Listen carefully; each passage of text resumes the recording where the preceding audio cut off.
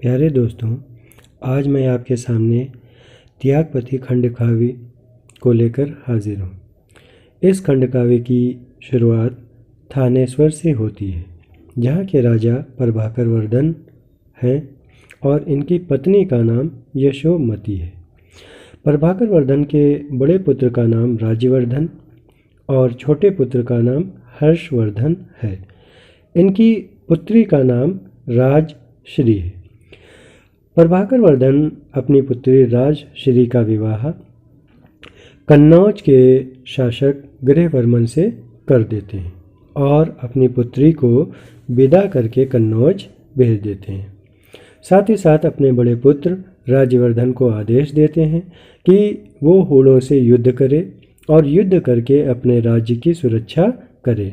इस प्रकार राज्यवर्धन हुणों से युद्ध करने के लिए चले जाते हैं।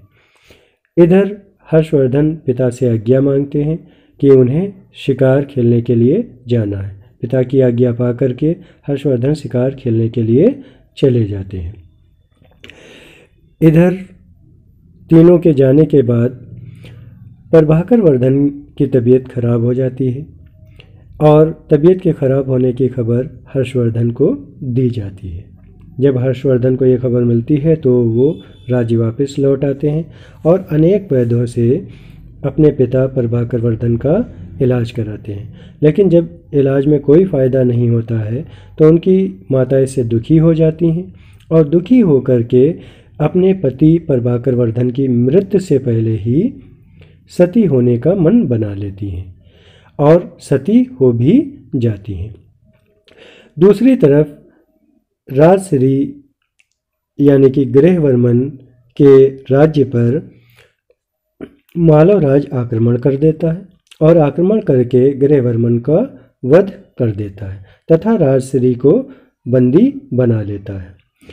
ये खबर राज्यवर्धन को मिलती है। राज्यवर्धन हुणों को हरा करके अपनी बहन राजश्री को बचाने के लिए कन्नौज की ओर चल देता है, लेकिन रास्ते में ही छल से उसका वध कर दिया जाता है। ये खबर हर्षवर्धन को मिलती है। हर्षवर्धन अपने पिता, अपनी माता और अपने भाई की मृत्यु से दुखी था। इन दुखों के बाद भी वो अपनी बहन राजश्री को बचाने के लिए जाता है, लेकिन रास्ते में उसे पता चलता है कि राजश्री पहले ही मालवराज के चंगुल से छूट करके विंध्याचल के जंगलों की ओर गई है और वहाँ पर वो सती होने का प्रयास कर रही है। इस बात की खबर लगते ही हर्षवर्धन विंध्याचल के जंगलों की तरफ जाता है और जंगलों की तरफ जा करके अपनी बहन राजश्री को ढूंढ निकालता है और उसे समझाता है कि अब परिवार में कोई भी बचा नहीं है, इसलिए वो ऐसा ना करे वरना हर्षवर्धन अकेले रह जाएंगे। उनकी बात को राजश्री स्वीकार कर लेती है और हर्षवर्धन राजश्री के साथ पुनः कन्नौज पर आक्रमण करते हैं। मालवराज को हरा करके कन्नौज को दोबारा से अपने अधीन कर लेते हैं। जब कन्नौज अधीन हो जाता है तो राजश्री अपने भाई हर्षवर्धन से कहती है कि आप यहाँ पर शासन करो। तो राजश्री दुखी होने के कारण ये कहते हैं कि मेरा अब शासन करने का मन नहीं है, मैं तो वैराग्य भाव अपना लूँगा। लेकिन राजश्री उन्हें उनके ऊपर दबाव डालती है और राजश्री के दबाव डालने से हर्षवर्धन इस बात के लिए राजी हो जाते हैं कि वो जो शासन करेंगे वो अपनी बहन राजश्री के नाम से करेंगे।